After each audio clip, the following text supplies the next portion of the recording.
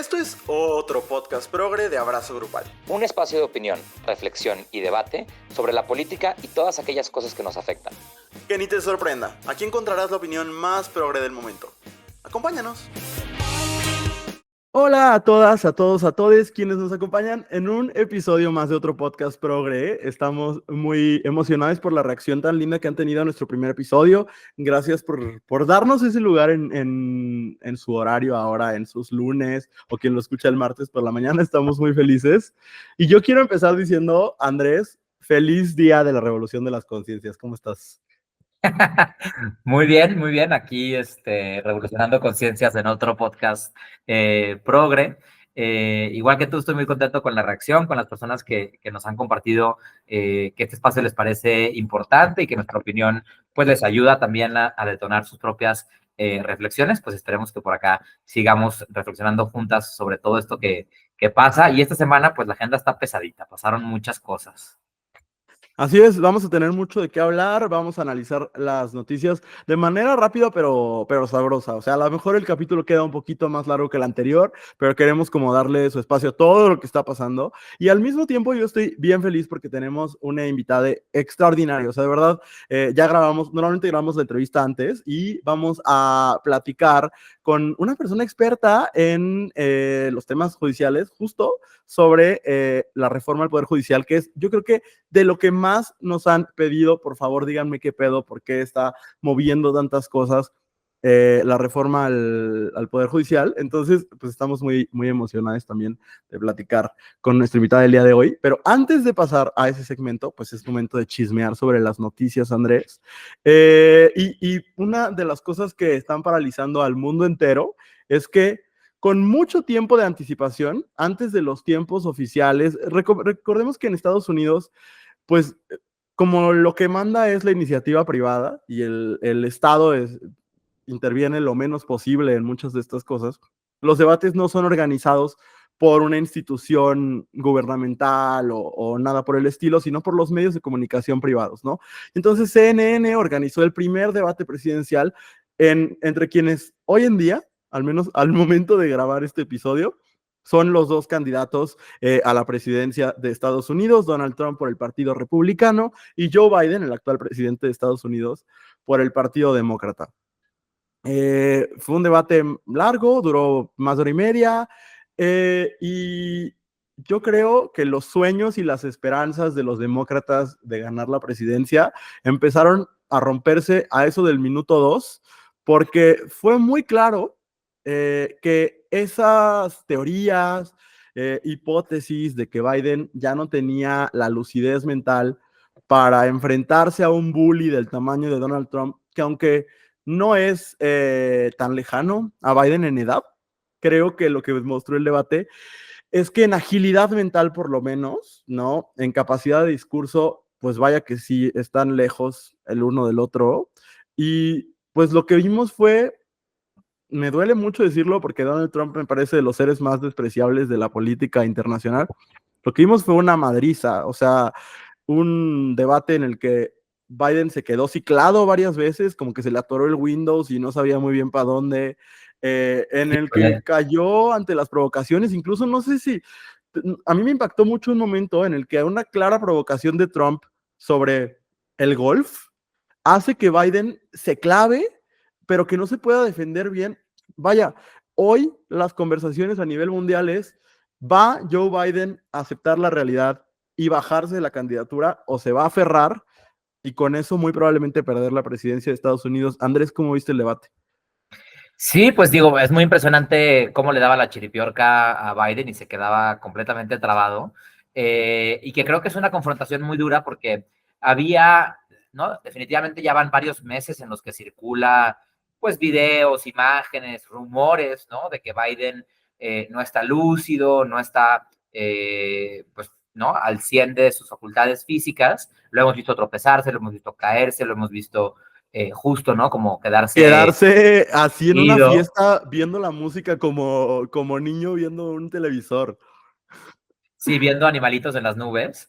Pero también, ¿no? Se contrarrestaba esta narrativa, o digamos, las fuentes oficiales o aliadas de la Casa Blanca, pues decían es una campaña de desprestigio, son videos sacados de contexto, no está pasando nada, ¿no? Trataron como que por mucho tiempo de hacernos creer que eso no era cierto, pero de repente ya en un ejercicio en vivo, sin capacidad de manipular lo que se transmite, pues sí lo vimos tener un comportamiento que pues enciende todas las alertas sobre su estado de salud mental, o salud física, perdón.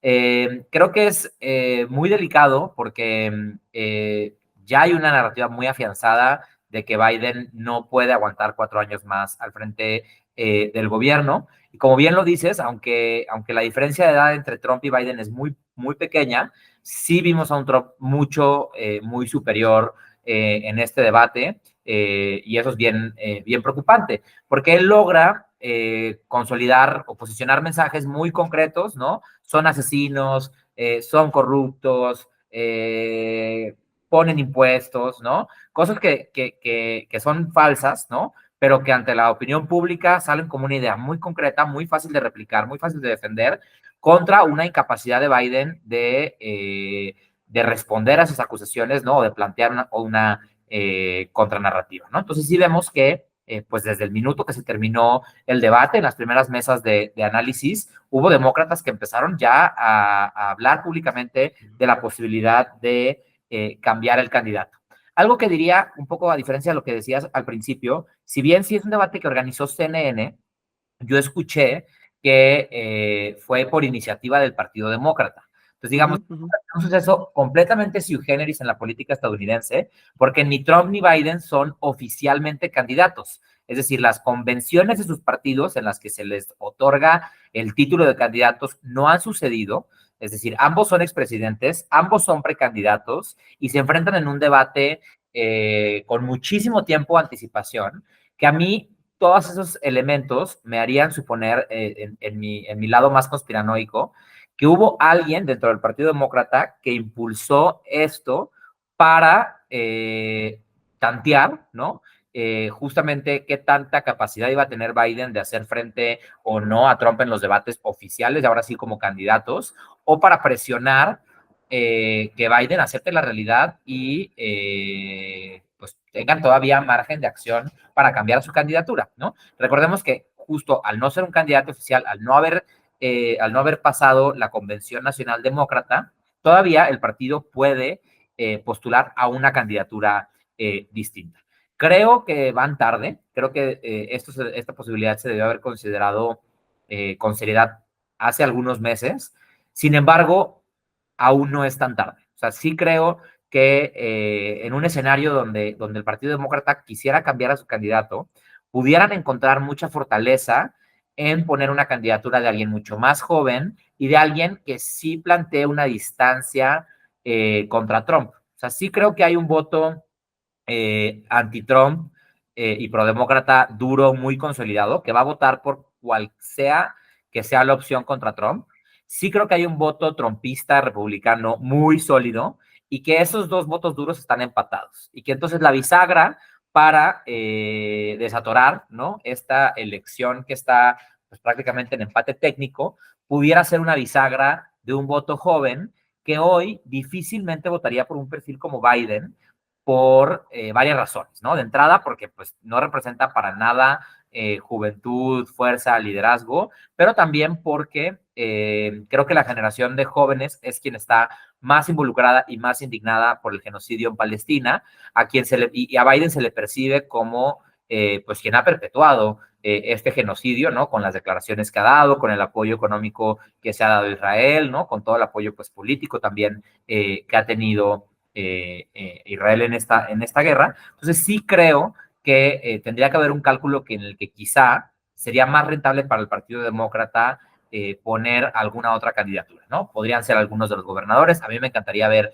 en esa posibilidad Pete Buttigieg, quien ya fue precandidato en la elección pasada, un hombre abiertamente gay que fue alcalde de una ciudad media en Estados Unidos y ahora es secretario de transporte. Digamos, creo que pudiéramos poner a personas, ¿no? La propia Kamala Harris, una mujer racializada, ¿no? Personas que con su experiencia de vida pudieran hacer un frente al discurso nefasto de Trump en lugar de Biden, que cae en las mismas cosas a las que se le podría criticar a Trump. Sí, se habla de que si alguien lograra convencer a Joe Biden de declinar a la candidatura, a ver, algo que hay que tener en cuenta es que Joe Biden ya tiene los delegados asignados a él, ¿no? O sea, a la hora que se realice la convención, técnicamente esto solo sería un procedimiento, ¿no? Los delegados irían y votarían por él. Entonces, de lo que yo he escuchado en algunos medios es que si él declinara en este momento, porque ven varios escenarios, depende del momento de la potencial declinación, ¿no? Pero si sucediera en este momento, pues lo más seguro es que él mismo apoyaría a su vicepresidenta, Kamala Harris, y que, pues casi por orden del presidente, los delegados que están asignados a él, pues terminarían votando por ella, ¿no? Ella es como una de las figuras que en este momento suenan más. Suena también Gavin Newsom, que es el actual gobernador de California, pero en realidad, pues hay varios perfiles, incluso hay quienes empiezan a hablar de un esfuerzo por ciertos demócratas de convencer a Michelle Obama de volver a la vida pública, ¿no? O sea, como en general creo que se están buscando perfiles. Yo lo que he notado es que las voces que son escuchadas dentro del Partido Demócrata, los ex asesores de Obama, que tienen este podcast que se llama Pod Save America, en el que constantemente marcan agenda al Partido Demócrata, incluso el mismo New York Times, que el consejo editorial ya llamó a Biden a declinar, pues creo que se está moviendo el poder dentro del Partido Demócrata y creo que efectivamente el Partido Demócrata tiene un gran reto, el que tú planteas de convencer a los jóvenes de que sí son una mejor opción que Trump, y no porque los jóvenes vayan a votar por Trump, sino porque en este momento los ven como males iguales, ¿no? Y creo que el reto está en convencerles de que por lo menos son el mal menor, y no es cosa fácil en este escenario actual, como dices, con el genocidio en Palestina, y también con la tibieza con la que han gobernado Estados Unidos, ¿no? Yo no descartaría incluso que el perfil de Bernie Sanders vuelva a sonar, aunque aquí no se arreglaría el problema de la edad de ninguna manera, pero sí el problema de la lucidez, ¿no? Entonces, pues eso creo que es interesante. Y a mí algo que me pareció patético, ¿no? O sea, porque creo que entre los demócratas hay una sensación de que la Casa Blanca o son una bola de ingenuos que no quieren ver a Biden como lo que es porque lo quieren mucho, o son unos mentirosos, ¿no? O sea, eso lo escuchaba yo de una manera más sutil, pero en el podcast The Daily, en el New York Times, que decían como de, pues sí existe esta sensación de, pues o lo ven con tanto cariño que no se dieron cuenta que el señor ya no la está dando, o nos mintieron y nos dijeron una y otra vez que estaba lúcido cuando evidentemente no lo está, ¿no? Y creo que esa sensación, pues la puede capitalizar alguien, pero nadie tampoco se ha animado a darle la espalda a Biden, ¿no? Como que todos están en este mood de, pues si el presidente decide que se quiere bajar, pues casi que aquí ando, volteenme a ver, pero nadie se ha animado a decir, yo quiero ser el candidato, la candidata en lugar de Joe Biden, ¿no? Creo que todavía no. Digamos, también creo que, o sea, responde mucho a la cultura política estadounidense, que gira mucho en torno a principios, ¿no? De repente uno como mexicano que entiende un poquito de política, pues acá todo está escrito en papel, ¿no? Nuestra ley electoral es súper robusta, nuestros procesos están todos hiperregulados, porque así ha sido nuestra tradición. Estados Unidos es distinto, ¿no? Uno pensaría lo contrario, pero la realidad es que la regulación, digamos, lo que está en papel es muy poco, pero el poder de la costumbre y de los principios es muy potente. Algo que justamente Trump amenazó, ¿no? Digamos, estos principios de la política clásica de Estados Unidos están completamente amenazados, ¿no? Nunca, una de las cosas que la política estadounidense presumía más ante el mundo era la transición pacífica del poder, ¿no? Y eso era como uno de sus principales estandartes de ser un país libre y democrático, y vemos que justamente pues este asalto al Capitolio el 6 de enero, cuando pues Trump quiso evitar de alguna forma con esta pseudo insurrección, ¿no? Que se diera la transición del poder, pues habla mucho de a qué punto estos principios están siendo amenazados, ¿no? Y menciono todo esto porque creo que cuando dices nadie se ha atrevido a darle la espalda a Biden o los asesores, el equipo de asesoras no o nos mintió o lo ven con mucho amor. A mí me parece que más bien ahí hay un tema de un principio de la política gringa que está pesando muchísimo, que es que el presidente siempre tiene mano o tiene derecho para reelegirse por encima de cualquier otra aspiración presidencial de su partido. Entonces, me parece que el peso de ese principio les está retardando en tomar una decisión estratégica y quizá les está alejando también de entender el momento político actual, ¿no? Ellos apegados a los principios contra una persona, en este caso Trump, ¿no? Que va a ir en contra de cualquier principio de ser necesario con tal de recuperar el poder. Entonces sí creo que es un momento crucial. Yo la verdad, aunque como joven esperaría ver a otro candidato o candidata, principalmente del Partido Demócrata, que fuera un mejor estandarte de los valores progresistas en 2024, me temo que no veo muchos escenarios en los que Biden daría un paso a un lado, ¿no? Esperemos que la presión de donantes, que la presión de actores clave en el Partido Demócrata los siguientes días sea pues lo suficiente para cambiarlo, porque si no, pues a mí me parece que con lo que vimos en días pasados y con los números, pues muy probablemente pudiéramos estar en la antesala de una segunda presidencia de Trump, que digamos, de ser reafirmada, de ser validada, me parece que podría ser mucho más agresiva en tema de retroceso de derechos, ¿no? Lo veíamos en el debate, uno de los temas era sobre si había estado bien o mal que la Suprema Corte diera este retroceso en el derecho al aborto, ¿no? O sea, que ya no fuera una cuestión regulada por la federación, sino que le daba carta libre a cada estado de regular sobre el derecho a decidir, y que Trump defendía esto, ¿no? Pues de forma energética, sí nos permite prever, ¿no? Que puede haber un escenario de mucho retroceso, porque además la siguiente presidencia es clave, porque muy probablemente será una presidencia que tenga la capacidad de nombrar a más de un ministro de la Suprema Corte de Justicia. Entonces sí pudiera ser que la siguiente presidencia consolide una Suprema Corte de Justicia conservadora en caso de Trump ganar, ¿no? O progresista en caso de Biden resultar reelecto. Estados Unidos es un referente ideológico de muchas formas para los países que estamos alrededor, ¿no? Es muy capaz de dictar agenda, pero también de iniciar ciertos movimientos políticos que tienen réplica en otras partes del mundo y un fortalecimiento de la derecha trumpista en Estados Unidos. No solo me preocupa por la relación que un misógino de ese tamaño va a tener con la presidenta de México, ¿no? Ya lo vimos cómo trató a Angela Merkel en su momento, sino también por este signo de esperanza y de empoderamiento que, como sucedió en la primera elección de Trump, pues esto puede representar para las derechas globales que de por sí se están fortaleciendo de manera muy preocupante y de eso nos vas a platicar, Andrés.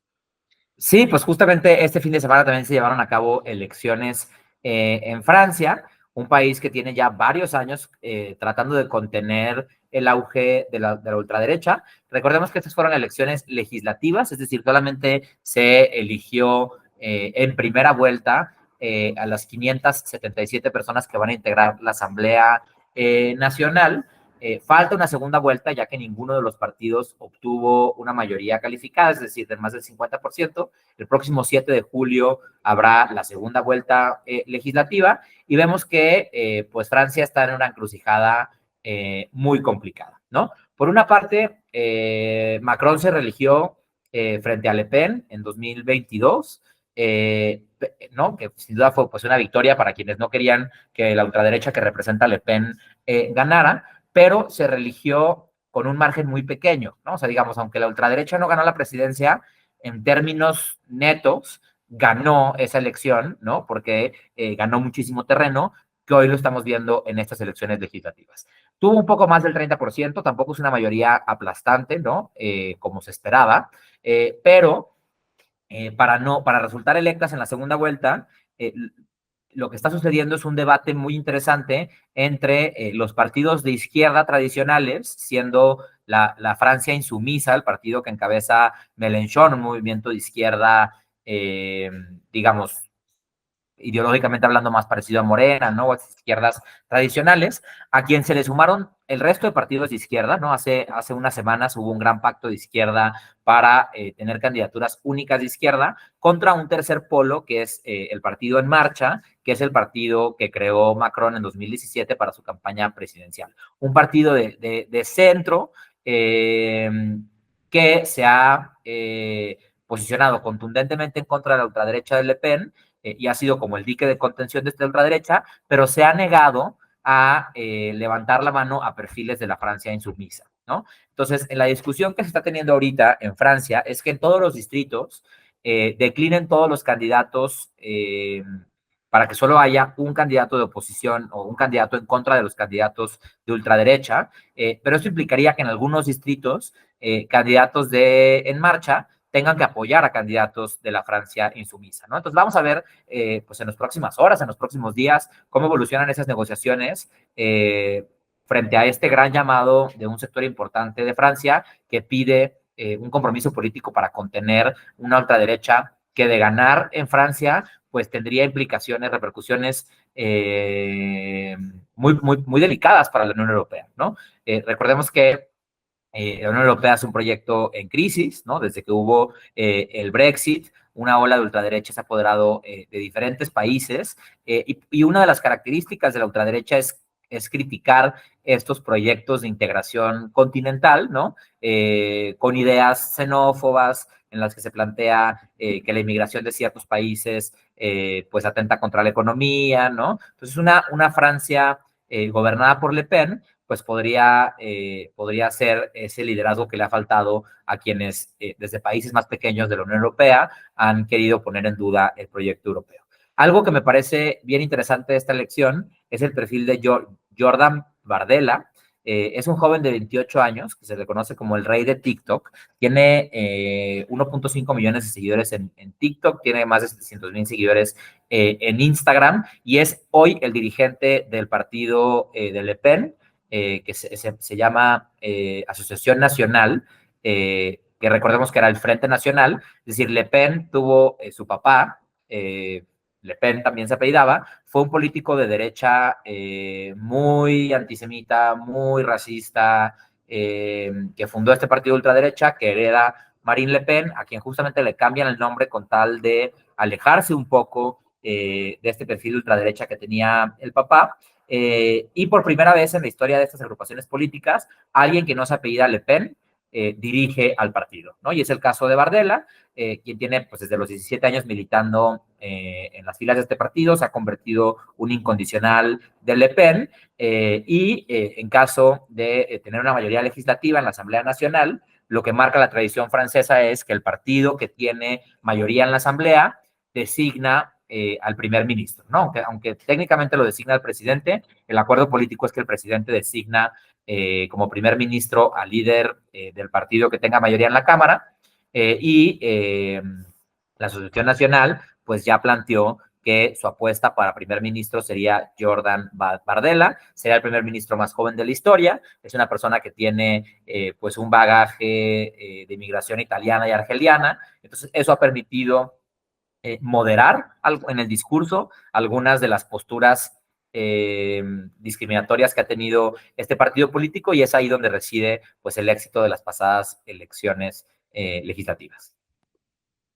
Pues yo creo que lo que estamos viendo es un fenómeno global del que hemos estado como llevando registro en diferentes momentos, ¿no? Estos movimientos que no solo podríamos llamar de ultraderecha, ¿no? También movimientos antiprogresistas y muchas veces antidemocráticos que han tenido éxito también frente a los fracasos de otras fuerzas políticas. Eso también hay que nombrarlo, ¿no? Las izquierdas y las izquierdas moderadas, incluso la socialdemocracia, pues no ha sabido o no ha podido, ¿no? También por oposiciones económicas, políticas, culturales, no ha podido cumplir todas sus promesas, ¿no? Y en ese no cumplir sus promesas, pues han surgido estos movimientos contestatarios, reaccionarios que han hecho eco con electorados atípicos, ¿no? Un poco podríamos compararlo con lo que está pasando con los latinos y las personas racializadas en los Estados Unidos, que van a votar mucho más por Trump que la vez pasada, ¿no? Que en las dos elecciones pasadas, según lo que indican las encuestas, ¿no? Entonces, estamos viendo que estos discursos están haciendo eco también con electorados que antes no conectaban con ellos, ¿no? Muchas veces por desesperación. Sí, digo, también hay un componente ahí muy importante entre lo urbano y lo rural, ¿no? Tanto en Estados Unidos como en Francia, como en Argentina.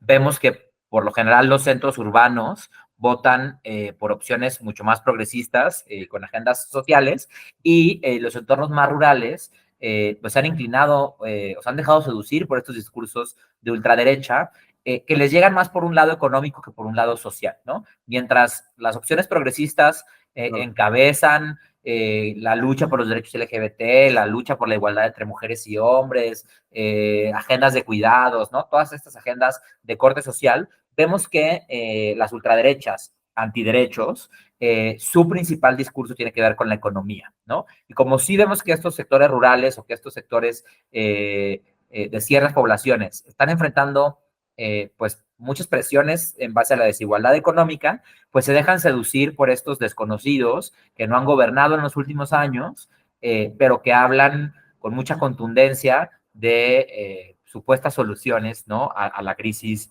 económica.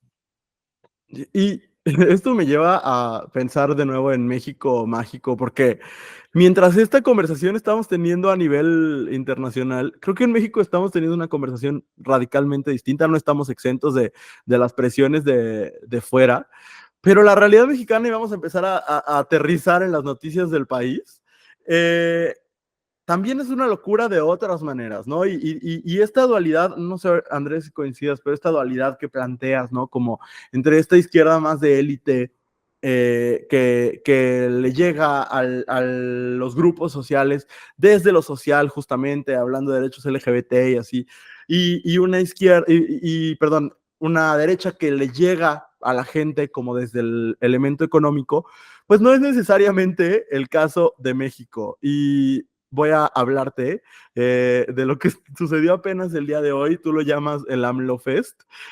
Hoy Claudia Sheinbaum tuvo, junto con varios de sus allegados y pues sus seguidores, un evento para conmemorar los 6 años del triunfo de Andrés Manuel López Obrador en la elección de 2018, e incluso propuso que a partir de ahora se le llame a este día el Día de la Revolución de las Conciencias. Fue un evento, pues a mí me pareció un tanto alarmante, aunque más bien una confirmación de algo que ya hemos visto, ¿no? Una extrema alineación a lo que López Obrador, a la visión de país de López Obrador, por parte del nuevo gobierno de Claudia Sheinbaum y por parte de Morena y del movimiento de la Cuarta Transformación. O sea, a mí sí me parece fuerte. Yo vi un pedazo del evento, las imágenes me parecen fuertes, ¿no? La nueva presidenta frente a una leyenda que dice 6 años del triunfo del presidente Andrés Manuel López Obrador, ¿no?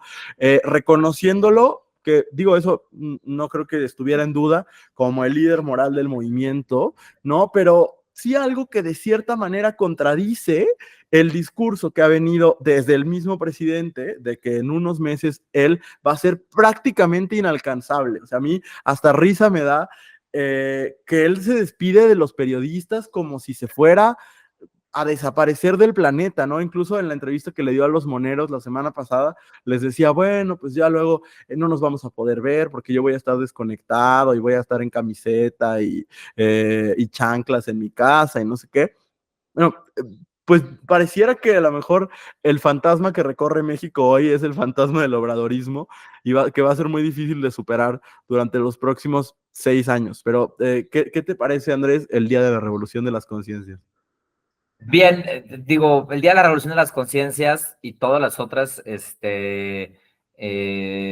narrativas, ¿no? Que el obradorismo ha impuesto, ¿no? Pues el simple hecho de llamar a su presidencia la Cuarta Transformación, ¿no? Digo, esas cosas por lo general son categorías que los historiadores pueden dar a la distancia, ¿no? Pero que ellos más bien lo plantearon en el comienzo, ¿no? Tenían ¿no? O sea, la capacidad de imponer escribir esa historia para el país. Sí me parece un evento totalmente populista. Sí me parece que es un evento también que participa a algo que hemos estado viendo, que es la serie de tensiones al interior de Morena, ¿no? O sea, es también una especie de prueba de fuego para la presidenta de saber qué tanto va a continuar con esta escritura de historia, ¿no? Como su eslogan lo dice, sigamos haciendo historia. Y que me parece que, bueno, lo más relevante de este AMLO Fest, pues es que Claudia confirma que las 20 reformas que el presidente presentó se van a discutir y se van a aprobar pues en cuanto tomen protesta en la Cámara de Diputadas, ¿no? Con relación a lo que mencionas, de si AMLO va a desaparecer o no de la vida pública, ¿no? Me parece que mencionarlo tanto esconde que no va a ser así, ¿no? Y si analizamos un poco la designación del gabinete, por ejemplo, en Tabasco, vemos que el hermano de Andrés Manuel López Obrador fue designado secretario de Gobernación del gobierno de Tabasco. Eso, sumado al AMLOFES, sumado a la imposición de agenda que se le ha hecho a la virtual presidenta electa, pues son señales muy contundentes de que Obrador no va a dejar la vida pública. Quizá lo hará en chanclas y camiseta desde su rancho, como lo hizo Pepe Mujica, pero eso no significa que vaya a dejar de ejercer el poder, a lo menos dentro de Morena, y que bueno, pues me parece que el evento de hoy pues era solo una condecoración de eso. Sí, yo quiero ver qué chanclas y qué camiseta, la verdad. O sea, yo me imagino así una camiseta ya toda con hoyos, así, porque aparte él dice que ni va a salir de su rancho, que no va a haber manera de contactarlo. O sea, el señor verdaderamente va a entrar en una especie de transformación espiritual. Pero yo, fíjate que a mí me pareció revelador, estuvo Rafael Barajas del Fisgón, otro de estos moneros. Habló, fue uno de los oradores en el evento del Día de la Revolución de las Conciencias, y dijo: este gobierno ha estado todo el tiempo encabezado por el presidente Andrés Manuel López Obrador, es un dirigente histórico y es muy complicado sustituir un líder histórico. Por suerte tenemos relevo y tenemos un relevo de primera línea en la compañera Claudia Sheinbaum, que es una militante que viene acompañando al movimiento desde hace décadas. Como una y otra vez, ¿no? Vinculando el perfil de Claudia como diciendo: aquí no va a haber diferencia, que ella misma lo dijo, ¿no? Que no va a pintar rayita con el presidente, lo dijo claramente, porque sería pintar rayita con el pueblo de México, ¿no? Entonces, pues bueno, creo que nada más es para no hacernos los sorprendidos cuando la presidencia de Claudia Sheinbaum se parezca mucho en lo bueno y en lo malo a la presidencia de López Obrador, aunque, de nuevo, puede haber sorpresas y puede esto también ser una estrategia de transición, ¿no? Ya veremos, pero tú estabas mencionando ahorita, y me parece que es un tema al que me gustaría entrarle, estas tensiones que se están dando justo en este proceso de transición al interior de Morena. ¿Cómo estás viendo todo esto?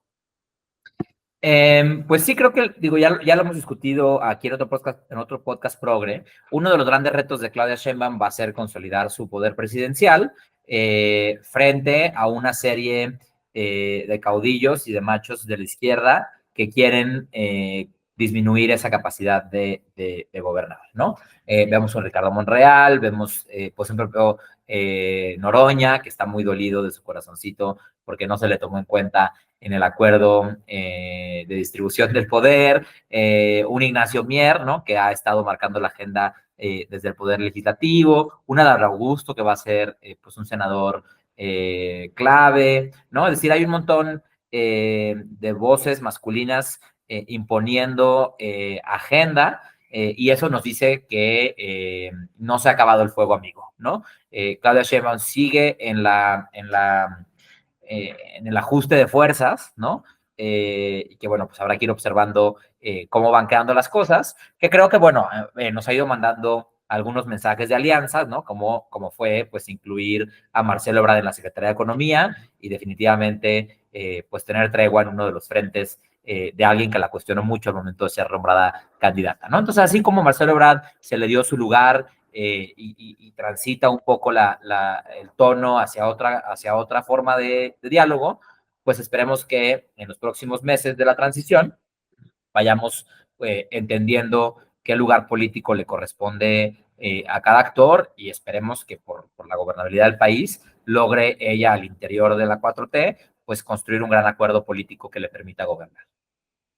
Sí, ahorita sin duda estas chicas se están peleando y creo que también tiene que ver con que ya la oposición en México no existe, es una plasta en el piso, terminaron totalmente desarticulados después de la elección. Ahí anda Damián Cepeda como que haciendo su lucha para dirigir el PAN, pero por otro lado Marco Cortés casi que ignorando que Damián Cepeda existe, el PRI como que todavía confundido, casi resignado a la muerte, Movimiento Ciudadano pues como que todavía no tenemos muy claro hacia dónde se va a mover. Sabemos que Maines estaba muy contento viendo el fútbol el fin de semana. Y entonces, ante la total inexistencia de la oposición en México, pues naturalmente los movimientos políticos y la pugna por el poder se está dando toda adentro de Morena, ¿no? Y por eso estamos viendo tanto pleitecillo. El pleito de Noroña a mí me parece muy divertido. Es un actor político que es muy querido por los más duros de la 4T, ¿no? Un excelente orador, pues, digamos que le jugaron un poquito chueco. Para quien no sepa lo que pasó, se hizo un acuerdo en el que, dependiendo del lugar en el que quedaron en la encuesta, me parece que al segundo lugar le tocaría coordinar a los senadores, al tercer lugar a los diputados, diputadas, y al cuarto lugar, un espacio en el gabinete. El segundo lugar fue Marcelo Ebrard, pero la condición era que tenían que respetar los resultados. Marcelo Ebrard no aceptó los resultados, entonces quedó fuera del pacto. El tercer lugar está, dependiendo de las encuestas, quedó entre Adán Augusto y Gerardo Fernández Noroña, ¿no?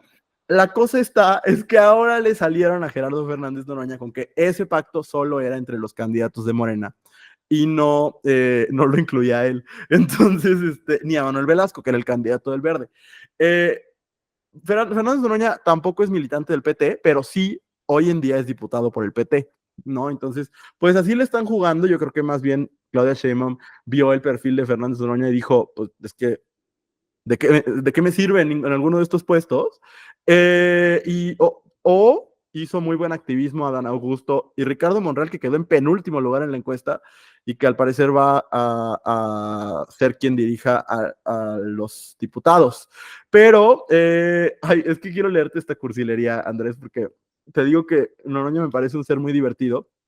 Hace unas horas tuvo una reunión con Claudia Sheinbaum y después en redes sociales ya ves que él hace en vivos como Las Perdidas y entonces dijo lo siguiente, dijo, yo le pedí algo, le dije, oye compañera presidenta, sí te quiero pedir algo, que ahora que estés en Palacio me invites a conocer la oficina del presidente, no la conozco, a esta hora, a esta fecha sigo sin conocer el despacho a la presidencia de la República.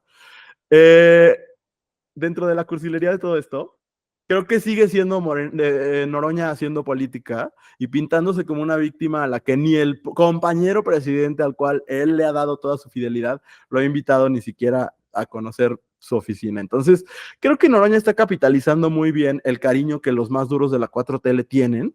Y yo creo que él está soñando con el 2030, no tanto con un puesto en esta administración. Creo que aquí tiene claro que no lo va a tener, ¿no?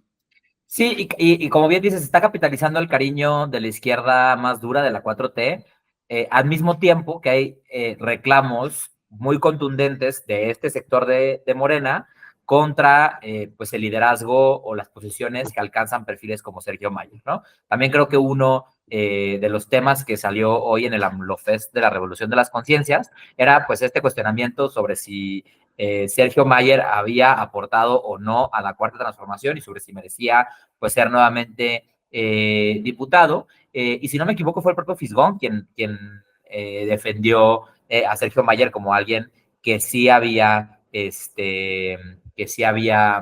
logrado aportar al proyecto del presidente Andrés Manuel López Obrador. Pero también creo, cuando dices, bueno, Claudia Sheinbaum vio este perfil y dijo, pues quedó con él, sí creo que en los jueves de gabinete, y ya pasando a otro punto que traemos en la agenda, pues hemos podido ver más o menos la mano de Claudia Sheinbaum y cómo eso contrasta con lo demás, ¿no? Vimos un primer jueves de gabinete que ya analizamos en el episodio pasado, en el que destaca pues este perfil internacional de a quienes nombró en este primer saque, y vemos ahora un segundo jueves de gabinete que ya nos contarás ahorita quiénes fueron las reveladas en este reveal, pero que destaca, o que lo que destaca la opinión pública es que en su mayoría son académicas de la Universidad Nacional Autónoma de México, ¿no?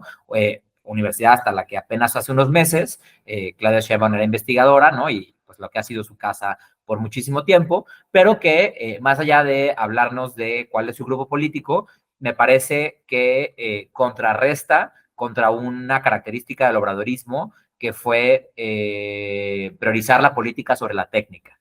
Me parece que Claudia Sheinbaum da un pasito atrás y empieza a nombrar perfiles mucho más académicos, mucho más técnicos, como diría Purificación Carpinteiro, serán muy científicas, y eso pues nos habla de un sello propio en el que quizá estos perfiles políticos que en otro momento hubieran sido priorizados, pues tienen otro lugar que ocupar que no es el gabinete.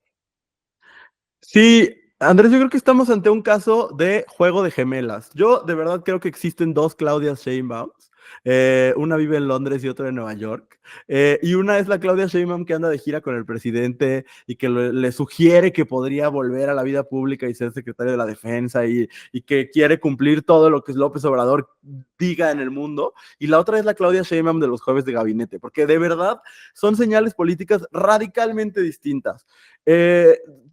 Hablemos del jueves de gabinete, ¿no? Por un lado, ya hablamos de este AMLO Fest en el que se dijo el obradorismo se va a quedar exactamente como está porque es perfecto y no hay nada que arreglarle.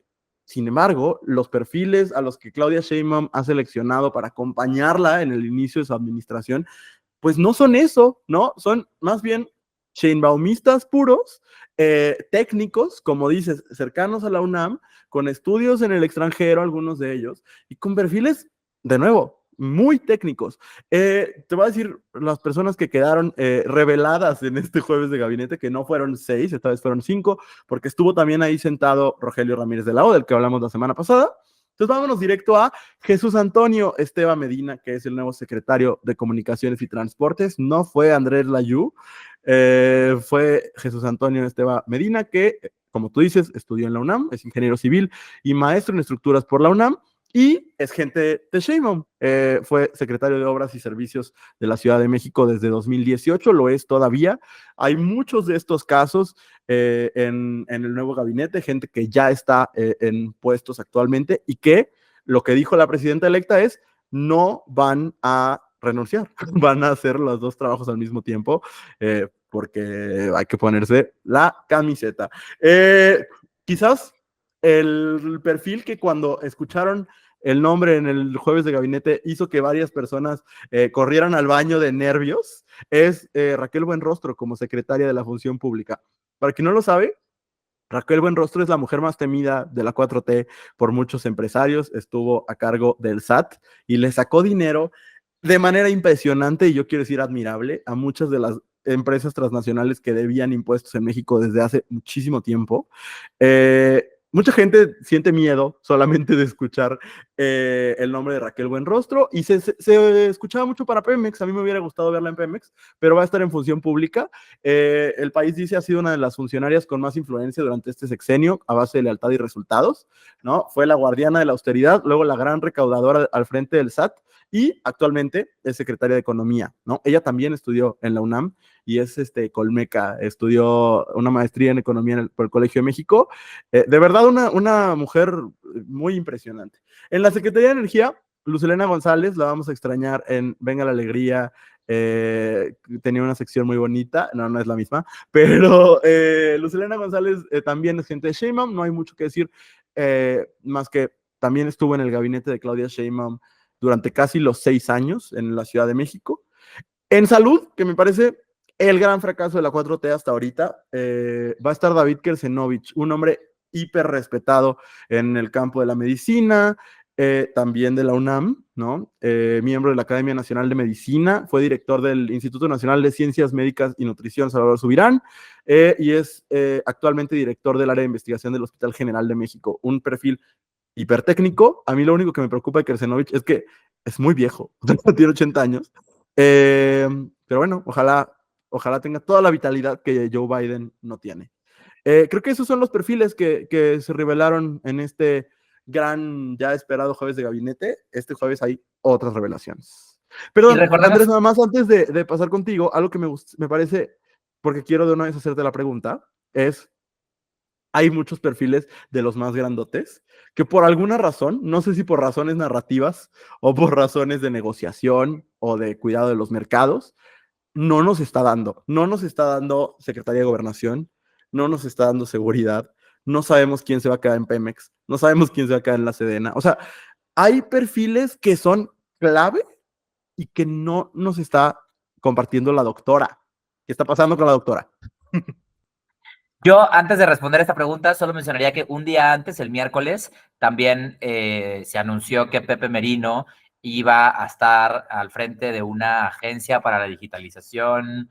No recuerdo exactamente el nombre que le pusieron a esta institución, pero digo, recordemos que Pepe Merino tuvo ese puesto en el gobierno de la Ciudad de México. Es un incondicional también de Claudia Sheinbaum. Creo que su trabajo de digitalización del gobierno de la Ciudad de México ha sido muy destacado, aunque también fue un perfil muy cuestionado por participar en la distribución de ivermectina y de estos medicamentos no probados durante la pandemia. La Agencia de Transformación Digital es lo que va a encabezar. Y bueno, me parece que también es importante mencionarlo, es una persona abiertamente gay y va a ser uno de los perfiles abiertamente LGBT de más alto rango en la historia, ¿no? Aún tenemos pues ausencia de secretarías abiertamente LGBT, ¿no? Y me parece que, bueno, tener un puesto federal, pues es algo que sin duda pues vale la pena destacar.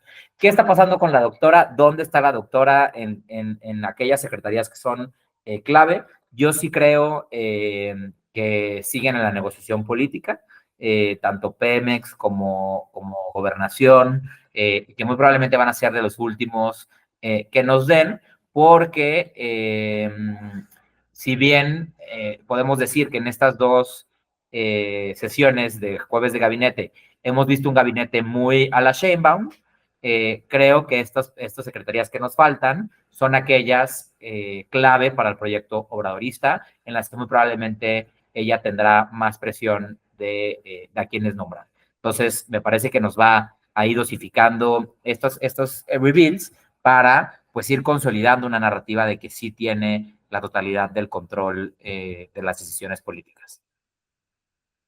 Vamos, tengo un reto para ti. ¿Tienes hoy una predicción de secretario de Gobernación? A mí me gustaría que repitiera alcalde, ¿no? La actual secretaria de Gobernación, que me parece, ¿no? Una mujer joven que lo ha hecho muy bien. Me parecería que sería como una transición muy suave, ¿no? Repetir secretaria de Gobernación, pero que aunque es lo que a mí me gustaría, no necesariamente es lo que creo que va a pasar.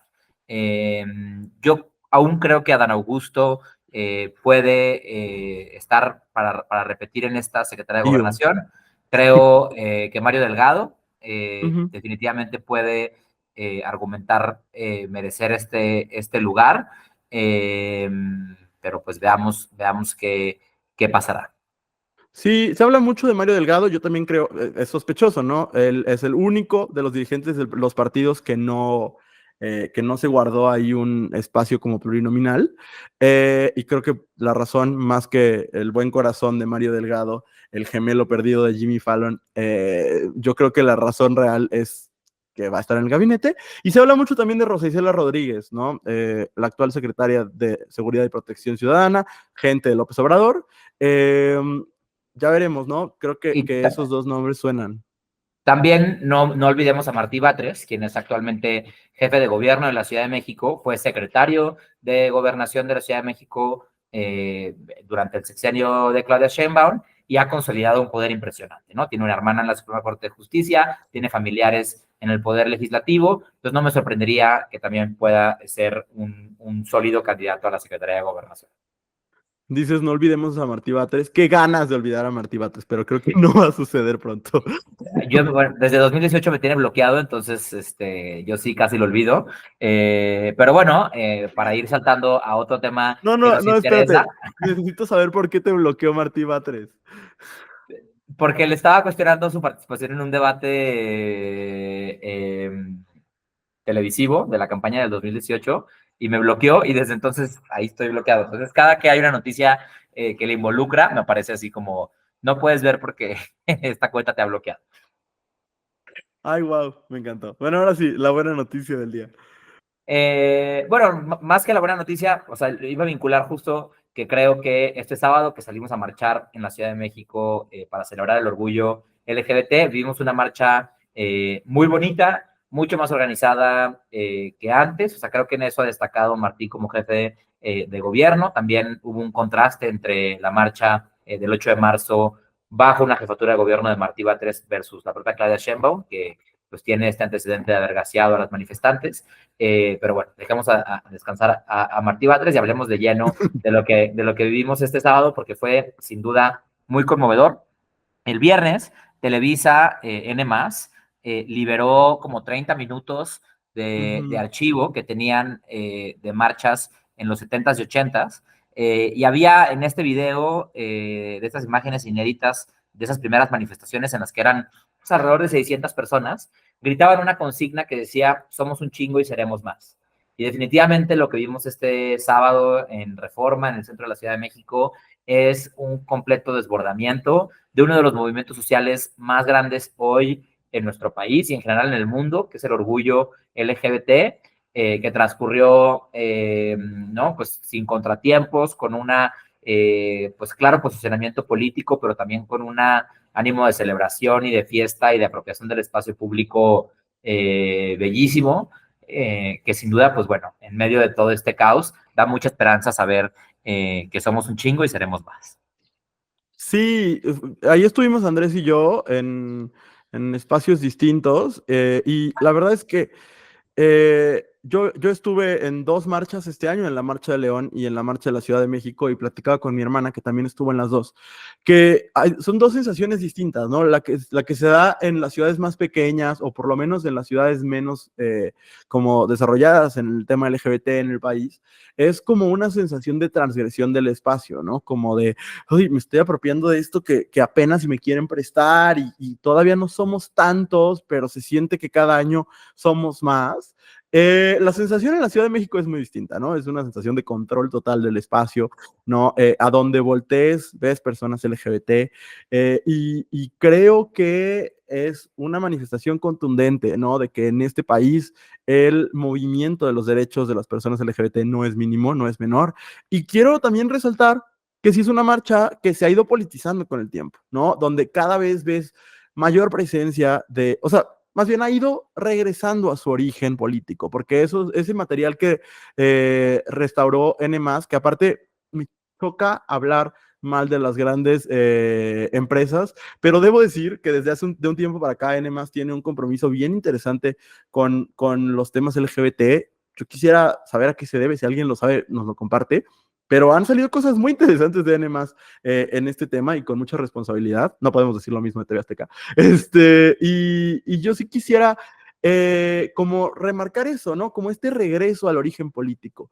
Me tocó ver al bloque disidente salir, ¿no? Ellos salieron un poco antes que la marcha, iban encabezados por Victoria Sámano, al menos yo vi a Victoria con un altavoz, eh, y, y pues me pareció muy bello, ¿no? De nuevo ver esta marcha tomar un carácter político impresionante, grafitearon la bandera de Palestina en el Ángel de la Independencia, había consignas como de carácter muy político, hubo una contramarcha que se llamó Con genocidio no hay orgullo, una cosa así, que iba en dirección opuesta a la marcha, lo cual también parece una manifestación bien importante.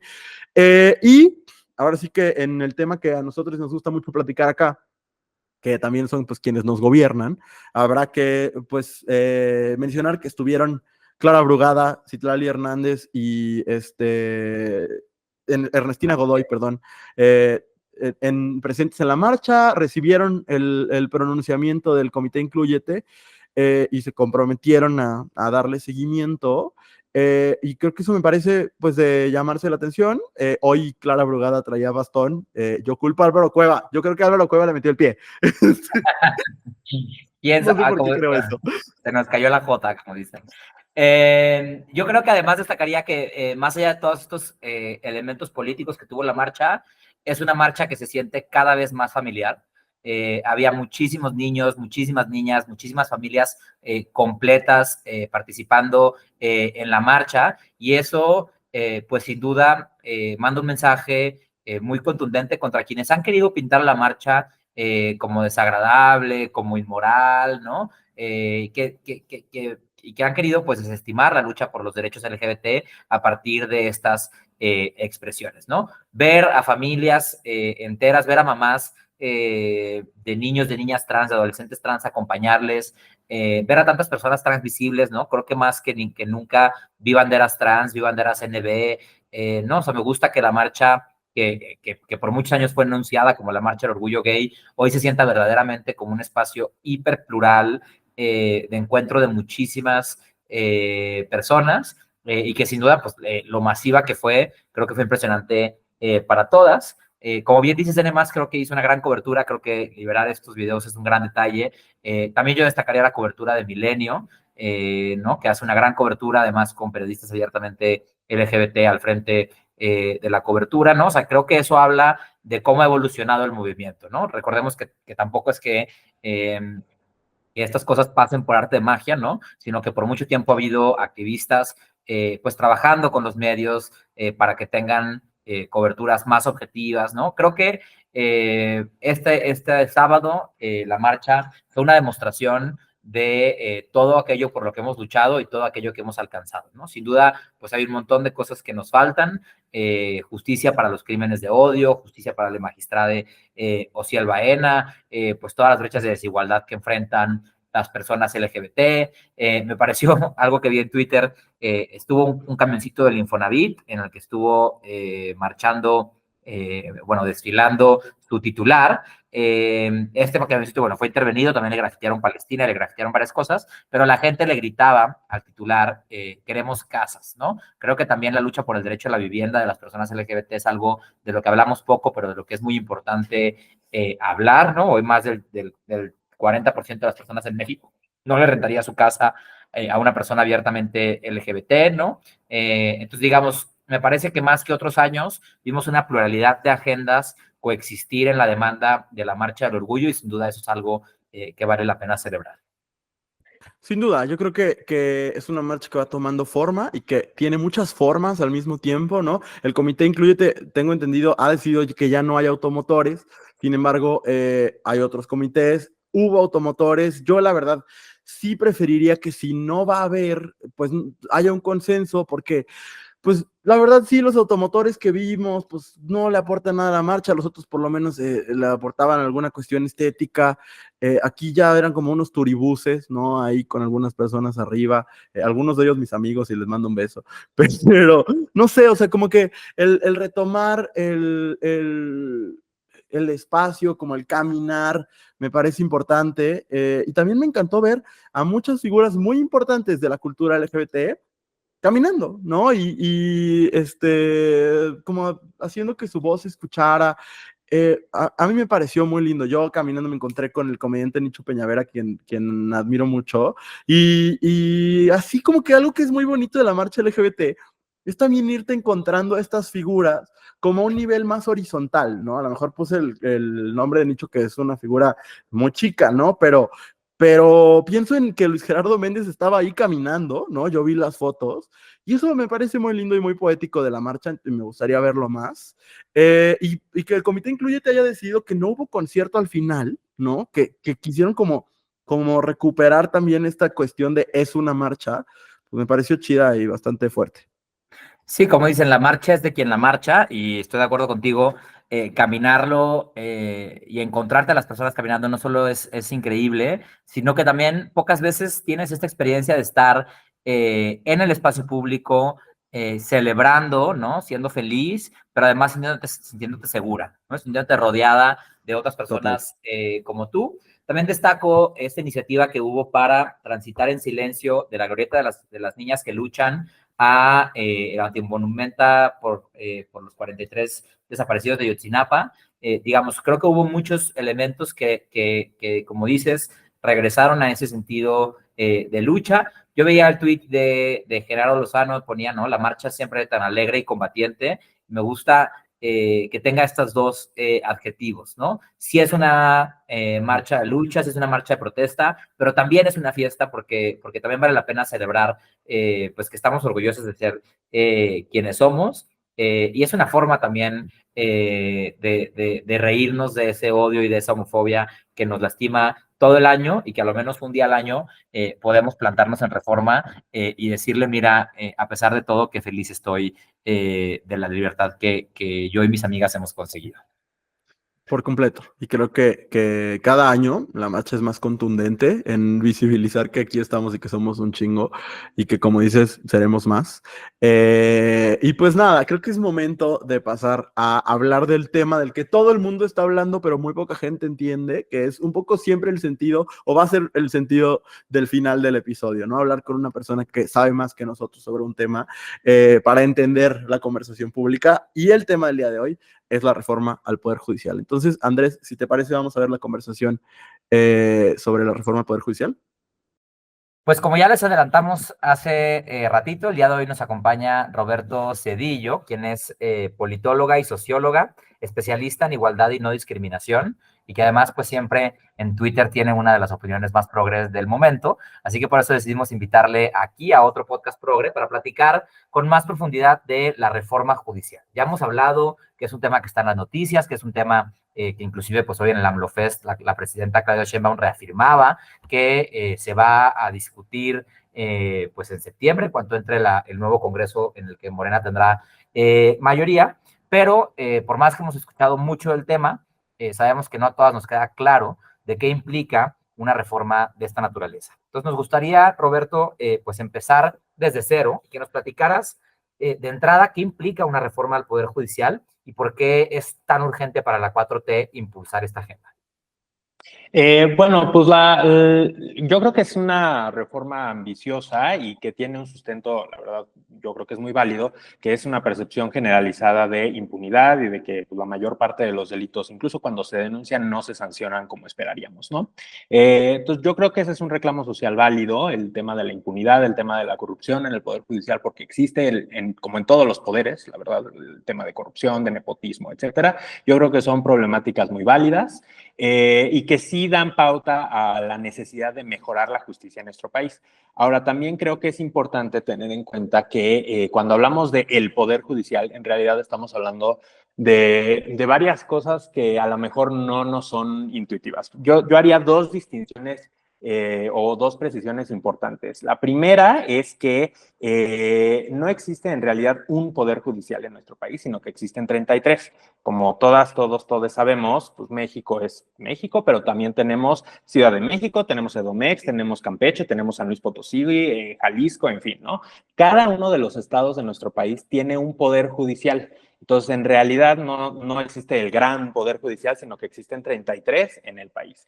La reforma, al menos en términos discursivos, se ha planteado principalmente hablando del Poder Judicial Federal, pero la realidad es que la mayor parte de la justicia se ejerce a nivel local, ¿no? O sea, cuando hablamos de voy a denunciar un robo a mi casa, voy a denunciar un homicidio, secuestro, delitos de violencia sexual o violencia doméstica, pues en su gran mayoría son delitos que se conocen como de fuero común y que se denuncian en un plano local. Entonces tú primero tocas la puerta de lo que toca a tu estado. Y eso me da pauta para hacer la segunda precisión que decía que es importante, que es cuando hablamos del Poder Judicial, muchas veces creemos que estamos hablando de todo el proceso de justicia, pero en realidad el Poder Judicial entra a la hora de analizar ya una carpeta de investigación y dictar una sentencia. Todo el proceso previo de cuando tocamos la puerta del MP, cuando llegamos a la policía, cuando se integra una carpeta de investigación que llevan las fiscalías, que también cada estado tiene su propia fiscalía, etcétera, todo eso no es parte del Poder Judicial formalmente hablando. Entonces, muchos de los problemas que yo creo, tanto en Morena como en otros partidos políticos, se han identificado bien, que son temas de corrupción, de impunidad, de que no se integran bien las carpetas de investigación y por ende, pues a la hora que llegas a un juicio, pues no hay pruebas, etcétera, o que las pruebas no se conservan bien, en fin, todas esas problemáticas no atañen como tal al Poder Judicial. Entonces, yo creo que es una reforma ambiciosa en el sentido de que trastoca sobre todo la justicia federal, pero también la local, pero además es una reforma, honestamente, yo diría incompleta, en el sentido en que se centra solamente en juezas y jueces, pero no toca todos estos otros aspectos que en realidad son muy determinantes para las experiencias del día a día de las personas con lo que consideramos es el sistema de justicia. Justo de eso me gustaría que habláramos un rato porque hace rato platicaba con gente y les decía, ¿qué te gustaría saber sobre el tema de la reforma al Poder Judicial? Y me decían, es que todo, porque veo que se habla y se habla y se habla y no termino de entenderlo. Entonces me gustaría preguntarte, esencialmente, ¿cuál es el planteamiento de esta reforma, de la reforma que propone Morena, la 4T, Sheinbaum, etcétera? Yo destacaría al menos un par de aspectos. Por una parte, y en su mayoría, de nuevo, dado que es una reforma constitucional y en la Constitución está establecido cómo se ordena el Poder Judicial de la Federación, establece muchas modificaciones a cómo se organiza el Poder Judicial federal. De nuevo, este es Poder Federal, pero existen los otros 32 locales. En el caso del Poder Judicial Federal, hace modificaciones como, por ejemplo, que en lugar de digamos, el Poder Judicial de la Federación no solamente es como una institución, sino que se compone de Tribunal Electoral, de la Suprema Corte y del Consejo de la Judicatura, que es un órgano que, digamos, vigila la labor de más de 1,000, yo creo que como 1,500, 500 magistrados, magistradas, jueces, juezas del nivel federal. Entonces, se replantea, digamos, la forma en que se integra ese poder, porque por una parte, en lugar del Consejo de la Judicatura, se busca que exista un nuevo tribunal de disciplina y además exista otro órgano de administración. Actualmente el Consejo de la Judicatura se encarga de esas dos cosas, ¿no? La administración y la disciplina. Y además se busca que se reconfigure la Suprema Corte, que en lugar de 11 ministras y ministros haya 9. Y que además la persona titular de esa Suprema Corte no sea la titular de las otras instancias. Digamos, ahorita la presidenta de la Suprema Corte es también presidenta del Consejo de la Judicatura. Con la nueva conformación, pues se separaría esa parte, ¿no? Habría por una parte la Suprema Corte y los otros órganos de disciplina y de administración estarían en manos de otras personas. Y además, yo creo que es el aspecto más sonado que todas las personas tenemos presente, es el tema del voto popular. Es decir, que ahora juezas y jueces se elijan no a través de mecanismos como los que tenemos ahora, que ahorita si quieren precisamos, sino a través de elecciones, digamos, generales, ¿no? Que las personas decidan quiénes van a ser sus juzgadoras o juzgadores. Ahora, ahorita, actualmente, las y los jueces en general, fuera, o sea, las ministraturas, digamos, quienes integran el Tribunal Electoral y quienes integran la Suprema Corte, no se eligen por voto popular, sino que se eligen porque, en el caso de la Suprema Corte, una propuesta de presidencia que es valorada en el Congreso, por el Senado, ¿no? Entonces, el presidente o la presidenta propone 3 personas, el Senado analiza esas 3 personas y decide una. Se hace eso 2 veces y si el Senado rechaza las 2 ternas, la presidencia decide quién se queda, ¿no? Y en el caso del Tribunal Electoral, lo que se hace es, a través de un procedimiento de valoración, evaluación, etcétera, la Corte es la que propone y de nuevo se evalúan los perfiles en el Congreso. Y en el caso de juezas, jueces de distrito, magistradas, magistrados de tribunales de circuito, etcétera, se eligen a través de lo que se llaman concursos de oposición, que básicamente lo que implican son evaluaciones, ¿no? Exámenes de conocimientos y tal. O sea, ese sí es un procedimiento, digamos, de cierta medida meritocrático, en el que las personas que más saben y que mejor conocen pues, el sistema constitucional mexicano son las que son designadas. Y pues la propuesta de la reforma es que todos esos perfiles, tanto magistraturas del Tribunal Electoral como ministraturas de la Suprema Corte, como los 1,500 más o menos jueces, juezas de distrito y tribunales de circuito, etcétera, sean todas electas por el voto popular, pero ahí yo creo que también es importante tener una precisión. Las candidaturas a cada una de esos perfiles no son decididas por las personas, son decididas por los poderes de la Unión. Entonces, cuando tú llegas a la boleta, y en teoría, ¿no? Si se aprueba como está, tú llegarías a la boleta a decidir entre quiénes quieres que sean las ministras o los ministros, por ejemplo, pero los nombres que aparecen ahí son decididos por la Presidencia de la República, por el Congreso y por la Suprema Corte. Entonces son en su mayoría propuestas que pasarían por un tamiz político. Es decir, pues obviamente la presidencia va a proponer a 10 perfiles que se ajusten a sus, digamos, preferencias políticas o a su partido político. En el Congreso se haría lo mismo, que pues en este caso implica que tanto en diputados como en senadores, pues la mayoría proponga en este caso perfiles afines, pues yo diría a la coalición gobernante, que es Morena, Partido Verde, etcétera, y en la Suprema Corte, pues también se propondrían otros perfiles, y lo mismo en el caso del Tribunal Electoral y en el caso de juezas y jueces y magistrados y magistradas de distrito y de circuito, serían 2 propuestas por cada poder, pero de nuevo serían propuestas que pasarían por ese tamiz político, porque pues quien decide quién aparece en la boleta no es la gente común y corriente, sino que son las élites políticas. Una continuación de la misma pregunta, en realidad, ¿esto qué consecuencias tendría? Porque ahorita, pues hay juezas y jueces en sus puestos, magistrados, magistradas. ¿Qué pasaría con todo este poder judicial que existe hoy en día, con todos los funcionarios, funcionarias? ¿Qué pasa? ¿De un día para otro desaparecen? ¿O cómo está esto? Pues sí, digamos, eso es parte de lo que se está discutiendo ahora en estos diálogos nacionales en torno a la reforma judicial. Por ejemplo, la semana pasada que existió la primera sesión de esos diálogos, pues algunas ministras, ministros decían, bueno, incluso si se aprobara ese mecanismo de elección, lo ideal sería que no fuera de golpe, ¿no? Porque pues si reemplazas a todo el Poder Judicial de golpe, eso quiere decir que todas las personas que están conociendo de algún asunto a nivel federal ahorita, pues se van y entonces todos esos asuntos quedan en veremos, y llega la nueva persona que pues a lo mejor no conoce nada de todos los expedientes que tienen, y pues a la hora de, digamos, como que muchos de los plazos de un juicio están definidos pues en la legislación, ¿no? O sea, tienes un periodo de X días para una notificación y tal, ¿no? Entonces, eso, digamos, hacerlo de sopetón, pues sí, a lo mejor pondría en riesgo mucho de los procedimientos que actualmente están abiertos o que en su momento están abiertos a la hora de la elección. Ahora, por eso algunas ministraturas proponían, por ejemplo, que se hiciera de forma escalonada, que en el momento en que una jueza, un juez llegue al final de su periodo o que se separe del cargo por fallecimiento o por lo que sea, en ese momento se decida quién, digamos, ocuparía ese nuevo puesto de manera gradual para que no fuera de sopetón. Ahorita, como está planteado, la idea es que dentro de un año, al momento de que se apruebe la reforma, se realicen esas elecciones y se reemplace a todo el mundo, ¿no? ¿Eso qué consecuencias tendría? Pues, de nuevo, tendría consecuencias para los plazos, pero además yo creo que tendría consecuencias, pues, incluso para la lógica que se sigue a la hora de resolver los casos. ¿Por qué? Pues porque al menos, como les decía, ¿no? Ahorita las magistraturas y las ministraturas del Tribunal Electoral y de la Suprema Corte son digamos, no son de dedazo, sino que son a propuesta de presidencia y a validación o de la Corte y a validación del Congreso.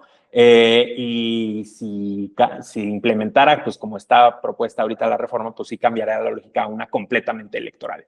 Electoral y de nuevo yo diría partidista. ¿Por qué? Pues porque evidentemente quien domina el poder ejecutivo, quien domina el poder legislativo y en su momento eventualmente el poder judicial, pues van a tener como una afiliación pues, política de programa, digamos, de gobierno muy clara, ¿no? Y el incentivo va a estar en alinearte a ese, digamos, a ese programa o a esas prioridades de gobierno, sí o sí, para seguir ascendiendo en tu carrera judicial. Oye, y ahorita que tocas este tema de que va a tener pues un corte, un tinte mucho más político, ¿no? La designación de jueces, de magistraturas, me gustaría como que nos platicaras un poquito eso, qué significa para las agendas de derechos humanos, ¿no? Al final creemos que quienes nos escuchan aquí en otro podcast progre, pues les importan los temas de derechos LGBT, de feminismo, de otras causas, que han sido causas que principalmente han avanzado gracias a la Suprema Corte de Justicia, ¿no? Recordemos que tanto el matrimonio igualitario, el derecho a la interrupción legal del embarazo, ahora la agenda de infancias trans, ¿no? Pues avanzan por una actuación importante de la Suprema Corte de Justicia. Y en este panorama de la reforma que se está discutiendo, ¿qué riesgo representa esta reforma para estas luchas de derechos que la Corte ha abrazado? Pues yo diría que le afecta en dos sentidos. Por una parte, el hecho de que tu candidatura a ser juez, jueza, ministra, ministro, magistrada, magistrado, dependa de este tamiz político que comentábamos ahorita, pues implica que tú tienes mucho menos incentivos a ir en contra de cualquier cosa que apruebe algún orden de gobierno distinto al judicial, ¿no? Es decir, mucho de lo que hace el Poder Judicial, y eso es por diseño constitucional, es garantizar que ningún poder o ninguna autoridad actúe contrario a lo que dice la Constitución. Por más popular que sea, por más que mucha gente diga, no, pues sí, deberíamos, no sé, por ejemplo, me imagino, hay que impedir la migración de personas centroamericanas a México, ¿no? Eso es algo que por nuestra xenofobia culturalmente arraigada, pues tenemos como una opinión pública que es muy xenofóbica, ¿no? Eso a lo mejor podría ser una medida popular, pero pues dado que la Constitución prevé que pues, discriminar a las personas con base en su origen nacional es inconstitucional, y no solo la Constitución, sino también los tratados internacionales de los que somos parte, pues entonces incluso si alguna autoridad decidiera impulsar una medida así, el Poder Judicial, dado nuestro diseño constitucional, tendría el poder de detener esa decisión. Si ahora las y los jueces deben su candidatura y su puesto a que quienes están en el Poder Ejecutivo o en el Poder Legislativo le nominaron para llegar ahí, pues claramente tendrían una deuda política con esas personas y por ende habría mucho menos incentivos a que invaliden algún tipo de acción o de ley que infrinja los derechos de otras personas, porque es popular, ¿no? O sea, y porque tiene ese mandato y porque tenemos pues cierta deuda política con ese gobierno ejecutivo o legislativo. Eso por una parte. Y por otra parte, pues porque al final todos estos derechos a los que aludías, Andrés, pues son derechos que muchas veces son contramayoritarios, o sea, es decir, que no son populares. Por ejemplo, infancias trans no es una agenda popular que tenga un respaldo mayoritario y que todo el mundo diga, sí, claro que sí, tenemos que reconocer el derecho de las infancias y adolescencias trans a autodeterminarse y a que el Estado reconozca su identidad de género. Y muy por el contrario, y lo hemos visto incluso en dinámicas legislativas donde el actual partido gobernante tenía la mayoría, no se han atrevido o han bajado de la discusión el tema de infancias trans porque no es popular y temen que en la sociedad en general pues se castigue a la hora de votar ese tipo de agendas, ¿no? Ah, pues este Congreso impulsó las infancias trans, pues vamos a votar por otro partido porque yo no creo en eso, no sé qué. Entonces sería someter también a los puestos judiciales a esa lógica, a que las sentencias, más que garantizar derechos, busquen agradar a las mayorías. Y entonces, pues temas como interrupción legal del embarazo, como infancias trans, como los derechos de las personas migrantes, como el impedir proyectos que ponen en riesgo el medio ambiente o los derechos de poblaciones indígenas o leyes que se aprueban sin consulta a personas con discapacidad, pues todas esas cosas que muchas veces la Corte hace y que en un sentido político se dice, ah, es que van en contra de la voluntad del pueblo porque el Congreso las aprobó, pues sí, aunque el Congreso las haya aprobado, si van en contra de los derechos de todas estas poblaciones, pues en realidad nuestra Constitución no las ampara. Pero si nos metemos en esa lógica de que las juezas, los jueces buscan ser populares, pues en realidad existe un gran incentivo a que todas esas sentencias pues ya no existan. Hay un ejemplo muy claro, me parece, de, por ejemplo, la ministra Loretta Ortiz, el año pasado en la FIL de Guadalajara, pues le hicieron la pregunta, ¿no? Oiga, ¿usted qué opina de la elección popular de, por ejemplo, ministras y ministros de la Corte? Y ella decía, incluso la ministra Ortiz, que ha sido en su trayectoria en la Suprema Corte, pues muy cercana a la administración actual del presidente y que ha votado, digamos, de manera cercana a los intereses del gobierno federal hoy, incluso ella decía, pues la verdad es que en las experiencias internacionales de las que yo tengo conocimiento, pues se muestra que existe esta pulsión de las y los jueces de agradar al público, y ella relataba el caso de, por ejemplo, un migrante mexicano en Estados Unidos, en Texas, ¿no? Que había sido condenado a sentencia de muerte, ¿no? Incluso con pruebas que probaban su inocencia, y ella decía, pues yo hablé con el juez y le dije, oiga, pero pues cómo puede haber fallado en ese sentido, y el juez le dijo, pues sí, pero es que eso me dio popularidad. Estoy en Texas, en un estado en el que claramente hay una tendencia o preferencia por políticas de contención migratoria, preferencias políticas históricamente republicanas, muy conservadoras, muy xenofóbicas, pues claramente esta sentencia me hizo muy popular y me dio la posibilidad de ascender en mi carrera judicial, más allá de que haya sido vulneratoria o no de derechos humanos. Entonces yo creo que esos son los riesgos. Por una parte, que las y los jueces tengan una deuda política con el grupo en el poder y de nuevo, el que sea. Ahorita es el partido Morena y lo que quieras, pero después puede ser el PAN o puede ser alguna nueva fuerza de agenda social más de derechas y al final tendrían los mismos incentivos a alinearse con el gobierno y por otra parte, pues a buscar el voto popular con este tipo de sentencias que, aunque vayan en contra de los derechos humanos y de la misma Constitución y de los tratados internacionales, pues al final son populares, porque vivimos en una sociedad prejuiciosa, excluyente, transfóbica, xenofóbica, capacitista, ¿no?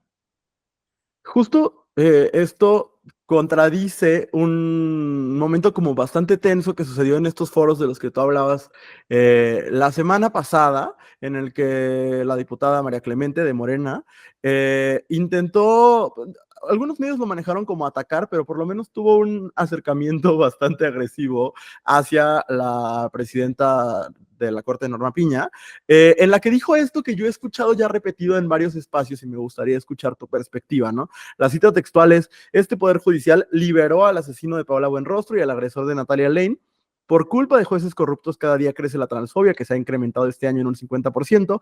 Por eso, y aquí estas son palabras de ella, dice: por eso la población trans está a favor de esta reforma. Queremos un sistema judicial que dé justicia a las mujeres trans. Este discurso en realidad es bastante constante en Morena, ¿no? De hay que reformar el Poder Judicial porque están liberando criminales. ¿Qué tanto esto es cierto? ¿Qué tanto más bien es una manipulación de la opinión pública? Pues mira, en el caso en particular, por ejemplo, de entrada, ese no es un caso que haya llegado a la justicia federal, es esto que decíamos al principio, ¿no? Es un caso que se atendió a nivel local en la Ciudad de México y que los problemas que ha tenido ese caso, según entiendo, son por deficiencias de la Fiscalía de la Ciudad de México. De nuevo, la Fiscalía no forma parte ni del Poder Judicial de la ciudad, es una entidad aparte, ¿no? Y esta reforma no toca a las fiscalías, ¿no? Exacto, Perdón. y de nuevo, esta reforma no dice nada de fiscalías, no dice nada de ministerios públicos, no dice nada de policías. Todo eso que queda fuera del Poder Judicial no se toca. Entonces, de entrada, ahí, por ejemplo, el ejemplo concreto de la diputada María Clemente, pues está en la puerta equivocada, porque está hablando del Poder Judicial local por fallas de la Fiscalía, que ni siquiera es parte del Poder Judicial de ningún orden. Entonces, pues claramente no tiene nada que ver con la ministra Piña, ¿no? Ahora, más allá del caso específico, mucha de esta narrativa de que se libera delincuentes, etcétera, es más bien un tema, a ver, o sea, yo lo pondría más bien del lado de la persona. O sea, a mí, ¿por qué me tienen que meter a la cárcel si no existe una investigación que pruebe la acusación que me están inventando o que me están poniendo, ¿no? Alguien denunció que yo realicé X ilícito. En realidad lo que tendría que pasar es pues, que tendría que demostrarse que yo soy culpable para que me metan a la cárcel o me sancionen de la manera que establezca la ley.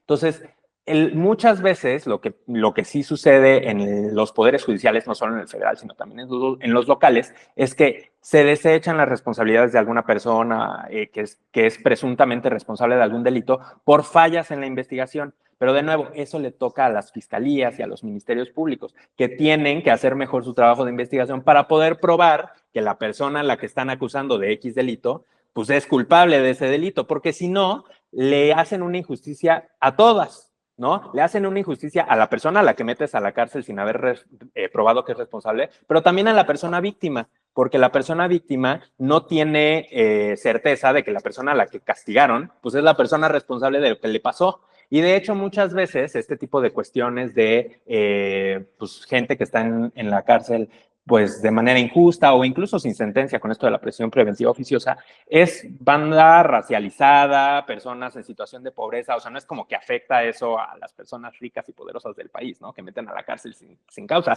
Al contrario, es a las personas con menos recursos, que son más perfiladas en las calles por las policías, que dicen, ay, pues agárrate a este güey y mételo a la cárcel y pues sí, y si la liberan, es porque el juez es corrupto, ¿no? Yo creo que también es importante tener mucho cuidado en eso y porque también creo que en la discusión pública en torno a la reforma al Poder Judicial, que de nuevo yo sí creo que es muy importante hacer mejoras en la justicia, pero no solo en el Poder Judicial Federal, sino en todos los poderes judiciales y también en fiscalías y en ministerios públicos y en policías, etcétera.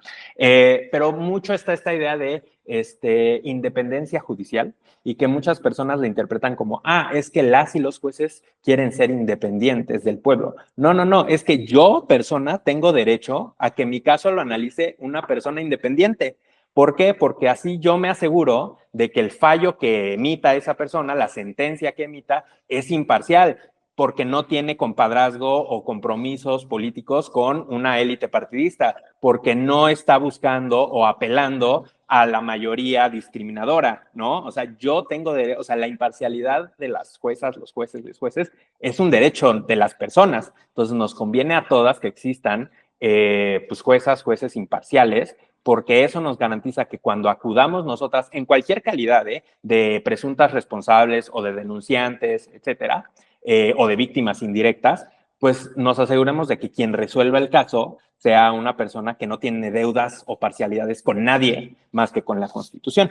Por eso también es importante garantizar que no, en la medida de lo posible, no entren dinámicas políticas. Y por eso les decía, la mayor parte de bueno, en realidad fuera de ministraturas y de magistraturas del Tribunal Electoral, etcétera, los puestos en el Poder Judicial de juzgadoras y juzgadores se obtienen por concursos que están compuestos de exámenes y rondas de evaluación como muy rigurosas. Y eso nos conviene a todas y todos, porque quien quiero que esté juzgando un caso a la hora de que yo acuda a denunciar o de que alguien me responsabilice por algún presunto delito, pues es alguien que no tenga deudas con nadie y que además conozca bien la materia en la que está juzgando, ya sea materia penal o materia laboral o materia civil o la que sea. Oye, Roberto, y ya para ir cerrando la conversación, una de las preguntas que más también nos hacemos y nos han hecho tiene que ver con, pues, esta campaña de desprestigio que se hizo en 2006 contra AMLO, digamos, aún está vigente, ¿no? Y aún los partidos de oposición la llevan a su máximo límite, ¿no? Esta idea de que nos vamos a convertir Venezuela, ¿no? Esta frase que Obrador dijo en 2006, ¿no? De al diablo con las instituciones. ¿Qué tanto esta reforma representa un riesgo a la división de poderes o un atentado contra las instituciones en México? ¿No? Es algo que quienes se oponen al actual gobierno pues han dicho una y otra vez, ¿no? Que esta reforma pues destruye las instituciones y borra la división de poderes. ¿Qué tanto esto es cierto? ¿Qué tanto es una exageración? ¿No? O sea, que desde tu perspectiva, ante estas acusaciones, ¿cómo deberíamos reaccionar? Pues no sé si diría una destrucción de las instituciones y nos vamos a convertir en Venezuela y tal, pero yo creo que sí es introducir una lógica política mucho más fuerte en el Poder Judicial de la que podría alegarse que tenemos ahora, ¿no? Porque ahora dicen, no, pues es que a esta ministra o ministro la nominó Peña Nieto o Felipe Calderón y por ende tiene pues un compromiso político ahí muy claro. Pues digo, yo no diría que es el caso siempre, porque, pues, por ejemplo, incluso en este sexenio hemos visto que ministras o ministros nominados por el presidente actual, pues no han necesariamente votado a favor de los intereses o las, digamos, preferencias del Ejecutivo Federal. Pero sí creo que meter la dinámica de nominaciones por parte de élites partidistas y políticas que supuestamente electas por el electorado, pues sí, pero dentro de un selecto grupito de afinidades políticas muy claras, sí trastoca un poco esta función que les decía de la imparcialidad. Pues ahí está, ya tenemos el panorama bastante aclarado. Igual, si quieren leer más de las opiniones de Roberto, que yo también recomendaría mucho hacerlo, compártenos tus redes sociales. En todas digo, yo hice mis redes sociales cuando estaba en prepa y todavía era muy in hablar con K y así, entonces mis redes son soy cool, SOYKUL, porque pues cool, pero mexicanizado con K y así. Aún más cool. Exacto, todavía más. Muchísimas gracias, Roberto, por acompañarnos en otro podcast progre y esperemos reencontrarnos muy pronto para seguir hablando de estos temas, quizás en un escenario más optimista, esperemos. Esperemos que sí, al contrario, gracias a ustedes por la invitación. Gracias, Andrés, por este episodio y gracias a todas, a todos, a todos por acompañarnos una semana más. Nos volvemos a ver y escuchar aquí mismo donde nos están viendo o escuchando la próxima semana. Adiós.